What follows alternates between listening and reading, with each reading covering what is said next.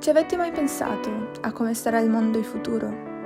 I sorrisi che noi abbiamo oggi sul viso saranno gli stessi delle generazioni future?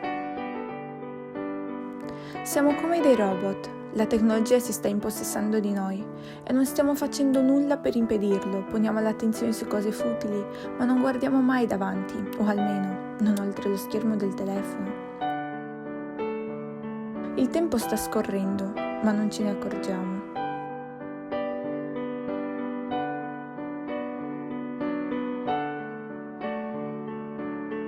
Abbiamo fatto del mondo un cestino.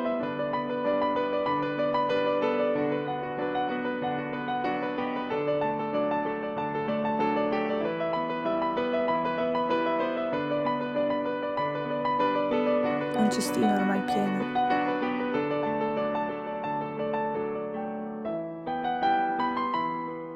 Pensate se usassimo solo il necessario dell'acqua.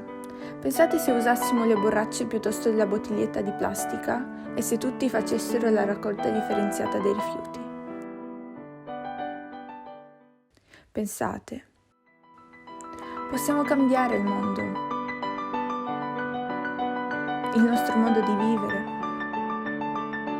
Siamo in grado di fermare la distruzione del nostro pianeta. Siamo in grado di risvegliare la natura. Basta solo volerlo.